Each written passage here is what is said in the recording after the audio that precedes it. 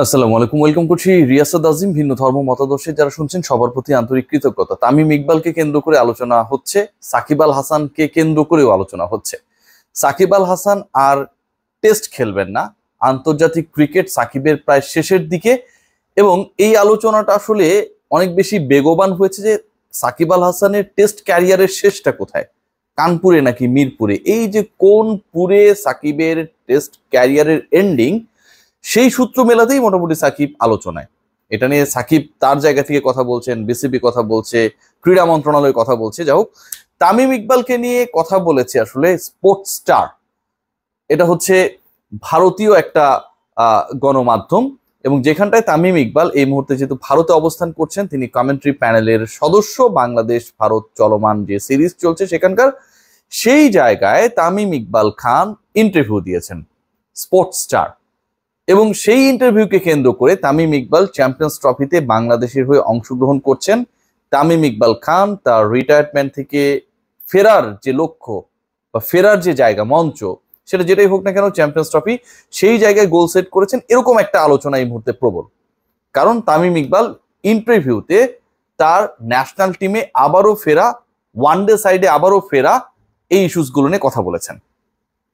কি কথা হয়েছে, কি বক্তব্য এসেছে, বাংলাদেশের মিডিয়ায় যেভাবে বিষয়টা নিয়ে আলোচনা করা হয়েছে, আমার কাছে মনে হয় যে খণ্ডাংশ এসেছে, কিছু কিছু জায়গায় আন্ডারস্ট্যান্ডিং এর একটা ভুল ছিল, এবং যে যার মতো করে আসলে এটাকে ব্যাখ্যা করেছে। কেউ এটাকে সাধুবাদ জানিয়েছে, কেউ এটার উপর বিরক্ত হয়েছে, কেউ বলছেন যে আসলে এটা কোনো কিছুই হবে না।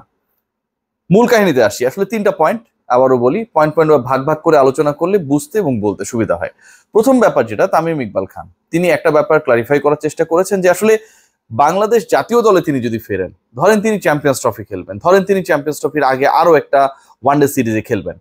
এখন এই হিসাবটা যদি আমরা করি, চ্যাম্পিয়ন্স ট্রফিতে 4-5টা ম্যাচ খেলবেন, তার আগে যে ওয়ানডে সিরিজটা হবে সেখানটায় 3টা ম্যাচ, মানে সব মিলে 6-7টা ম্যাচ খেলার তার একটা সম্ভাবনা রয়েছে। এখন একজন ক্রিকেটার হিসেবে, সাবেক অধিনায়ক হিসেবে, বাংলাদেশের একজন গুরুত্বপূর্ণ ক্রিকেটার, গত 15-16 বছর থেকে যিনি জাতীয় দলকে সার্ভিস দিয়েছেন, সেই ক্রিকেটার তিনি ইন্টারন্যাশনাল ক্রিকেটে কামব্যাক করবেন ওই 6-7টা ম্যাচের জন্য। তামিম ইকবাল একটা প্রশ্ন যে এই কয়েকটা ম্যাচের জন্য কি আমার কামব্যাক করা উচিত কিনা। এখন এই কয়েকটা ম্যাচের জন্য তামিম ইকবাল যদি চ্যাম্পিয়ন্স ট্রফিতে বা তার আগের একটা ওয়ার্ম আপ সিরিজে খেলেন এবং কামব্যাক করেন, তাহলে তো তিনি কারো না কারো জায়গা নেবেন। সেটেলড কারো জায়গা নেয়ার জন্য বা সেটেল কাউকে তার জায়গা থেকে সরিয়ে দেওয়ার জন্য চ্যাম্পিয়ন্স ট্রফি খেলতে তামিম ইকবাল খান বা যেই হোক, হোয়েভার দ্য ক্যারেক্টার ইজ, 6-7টা ম্যাচ খেলার জন্য জাতীয় দলে যদি প্রত্যাবর্তন করেন, এটা কি খুব বেশি ভালো দেখায়? খুব গুরুত্বপূর্ণ একটা প্রশ্ন, কিন্তু এই প্রশ্নটা উঠেছে ওই পার্টিকুলার ইন্টারভিউতে, আমি যতটুকু বোঝার চেষ্টা করেছি। And then Tamim Iqbal Khan Champions ট্রফিতে তার খেলার ডিজায়ারের ব্যাপারটা কতটুকু এটা প্র্যাকটিক্যাল টু ডু, সেই আলোচনায় গেছেন। কি আলোচনাটা হয়েছে সেখানটায় দেখেন, তামিম ইকবাল বলেছেন, but then it's a difficult thing if they বলতে বিসিবি কে বোঝানো হয়েছে, tell me that we want to win the Champions Trophy or at least we want to qualify for the semifinals. কি বলেছে যে ইটস এ ডিফারেন্ট থিং, এটা অনেক কঠিন একটা ব্যাপার, কিন্তু তারা যদি আমাকে বলে যে তারা চ্যাম্পিয়ন্স ট্রফি জিততে চায় অথবা তারা অ্যাট লিস্ট সেমিফাইনালে যেতে চায়, and this will be probably be the last tournament that the 3 or 4 senior players would play, regardless of whatever the differences are that the BCB will fix.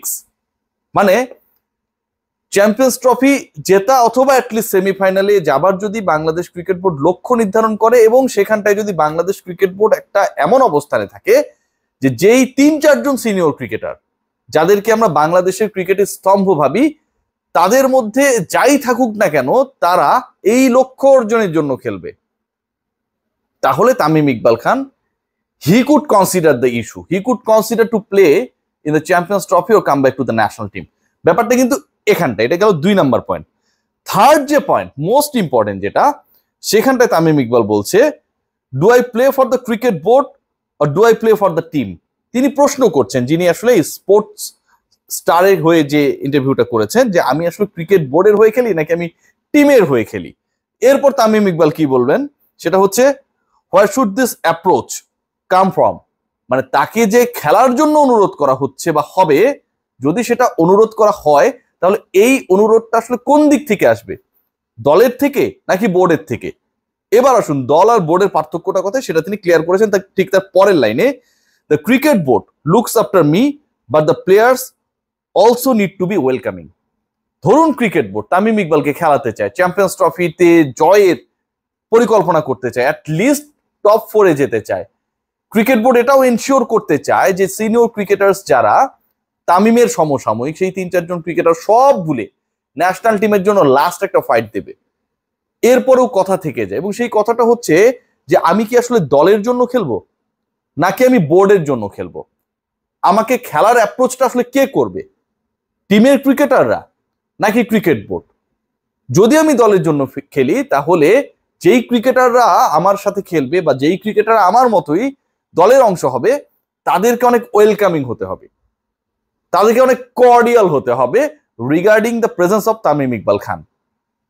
So Tamim ইকবালের champions ট্রফিতে খেলার ইস্যুতে যথেষ্ট সম্ভাবনা রয়েছে, আবার একদম সম্ভাবনা নেই। আমি যদি স্টোরিটাকে লং স্টোরি শর্ট করি আবারও, সেটা হচ্ছে যে তামিম ইকবাল খান তিনি এমন কোনো অংশ হতে চান না একটা দলের যে শুধুমাত্র চ্যাম্পিয়ন্স ট্রফি খেলার জন্যই তিনি ন্যাশনাল টিমে কামব্যাক করলেন, 6-7টা ম্যাচ খেললেন, তারপরে তিনি তার মতো করে ক্যারিয়ারকে এন্ড জানালেন। কারণ এটা তার কাছে শোভনীয় না। একজন ক্রিকেটারের জায়গা নিয়ে সেই জায়গায় এসে 4-5টা ম্যাচ খেলার জন্য তিনি কামব্যাক করলেন, এটা আসলে হয় না। সেকেন্ডলি তিনি বলেছেন যে চ্যাম্পিয়ন্স ট্রফিতে অংশগ্রহণ করাটা পসিবল, বাট এটা ডিফিকাল্ট যদি Bangladesh cricket board they set the goal to win the Champions Trophy or at least they want to qualify to the semifinals. সেই ক্ষেত্রে তিনি আগ্রহী হবেন যে বাংলাদেশ আসলে একটা ভয়াবহ টার্গেট, মানে যেটা অনেকটা অ্যাচিভেবল না regarding the current situation, but সেরকম একটা টার্গেট যদি সেট করে এবং সেই টার্গেট অ্যাচিভ করতে গিয়ে বাংলাদেশ ক্রিকেট বোর্ড বাংলাদেশের 3-4 জন সিনিয়র ক্রিকেটার সাকিব, তামিম, মুশফিক, রিয়াদ, এই তো 4 জন ক্রিকেটারকে তামিম ইকবাল বোঝানোর চেষ্টা করেছে, তারা যদি সকল ব্যক্তিত্বের দ্বন্দ্ব ভুলে এক হতে পারে, ক্রিকেট বোর্ড যদি সবাইকে এক করতে পারে, ইন দ্যাট কেস তিনি জাতীয় দলে কামব্যাক করতে চান। এন্ড ফাইনালি তিনি যেটা বলেছেন যে আমি আসলে কার হয়ে খেলবো, আমি কি বোর্ডের হয়ে খেলবো নাকি আমি টিমের হয়ে খেলবো? Definitely he is going to B the part if he decides যে তিনি কামব্যাক করবেন অফ দ্য টিম। ক্রিকেট বোর্ডের অনেক কর্মকাণ্ড রয়েছে, টিম পরিচালনা তার একটা, কিন্তু সেই টিমে কারা থাকবেন, কারা কিভাবে তামিমকে গ্রহণ করবেন, তামিমের সাথে তাদের আন্ডারস্ট্যান্ডিংটা কি হবে, ক্রিকেট বোর্ড যেই ক্রিকেট দলটাকে পরিচালনা করে সেই ড্রেসিং রুমটা তামিমের জন্য কতটুকু সহজ হবে, চান্ডিকা হাতুরু সিং যদি তখনও সেখানটায় থাকেন। সো এই ব্যাপারগুলো যদি সলভ না হয়, ক্রিকেটাররা বা ম্যানেজমেন্ট যদি ওয়েলকামিং না হয়, তামিমের ন্যাশনাল টিমে চ্যাম্পিয়ন্স ট্রফিতে আন্তর্জাতিক ক্রিকেটে কামব্যাক করার কোনো ডিজায়ার নেই। সো তামিম ইকবালের জাতীয় দলে ফেরা সম্ভব, আবার অসম্ভব।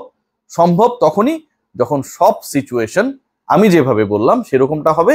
আর যদি এরকমটা না হয়, বাংলাদেশ দলের যদি আসলে চলছে গাড়ি যাত্রা বাড়ি টাইপের লক্ষ্য হয়, ক্রিকেটারদের মধ্যে ব্যক্তিত্বের দ্বন্দ্ব যেভাবে আছে ঠিক ওই জায়গায় স্টেক করে, তাহলে আসলে difficult for him to come back. সবাই ভালো থাকবেন, টেক গ্রেট কেয়ার। আমার কাছে মনে হয় যে কনফিউশনটা তৈরি হয়েছিল সেটা অনেকটাই দূর হয়েছে।